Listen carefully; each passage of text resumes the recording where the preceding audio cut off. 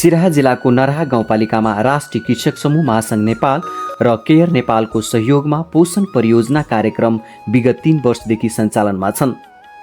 कृषि तथा स्वास्थ्य क्षेत्रलाई केन्द्रित गर्दै सञ्चालन भइरहेको यस कार्यक्रमले स्थानीय समुदायमा सकारात्मक परिवर्तन ल्याउन थालेको हो। कार्यक्रम अन्तर्गत नरहा गाउँपालिकामा 27 वटा महिला कृषक समूह गठन गरिएको छ।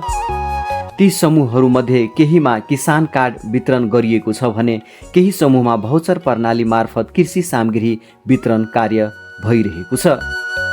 विशेष गरी भूमिहीन, दलित, बस्ती, शिक्षाको कमी भएका तथा पिछडिएका समुदायलाई लक्षित गरेर कार्यक्रम सञ्चालन गरिएको थियो।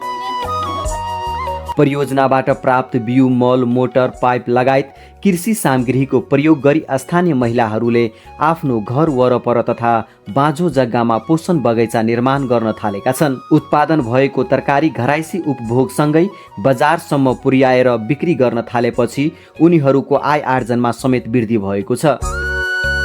स्थानीयका अनुसार यस कार्यक्रमले महिलाहरूलाई आर्थिक रूपमा आत्मनिर्भर बनाउनु मात्र नभई बालबालिकामा देखिने कुपोषण न्यूनीकरणमा पनि महत्त्वपूर्ण भूमिका खेलेको हो। घरका श्रीमानसँगै श्रीमतीले पनि आम्दानी गर्न थालेपछि परिवारका आर्थिक अवस्था सुधार हुँदै गएको बताइएको हो। गाउँका बुद्धिजीवीका अनुसार कार्यक्रम पोषण र कृषि स्वास्थ्यमा केन्द्रित भए पनि शिक्षामा समेत सकारात्मक प्रभाव पारेको छ। पोषण बगैँचाबाट बिक्री गरिएको तरकारीबाट आएको आम्दानीले अभिभावकहरूले आफ्ना बालबालिकाको लागि किताब, कापी लगायतका शैक्षिक सामग्री खरिद गर्न थालेका छन्। विक्रम सम्वत 2083 साल ज्येष्ठ 24 गते नरहा गाउँपालिकाका जनप्रतिनिधि तथा कर्मचारीहरूलाई कार्यक्रमबाट भएको परिवर्तनको प्रत्यक्ष अवलोकन गराइएको थियो।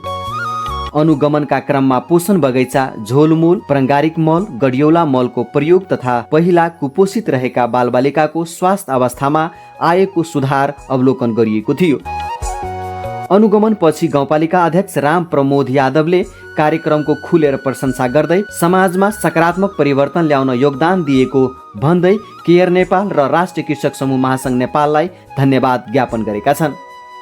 साथै आगामी दिनमा पनि यस्ता कार्यक्रमहरू निरन्तर सञ्चालन गर्न आग्रह समेत गरेका छन्।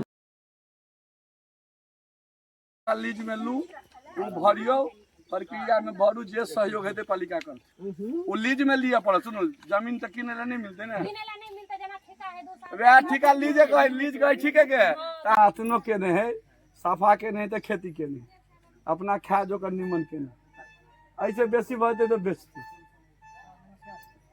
क्या ना।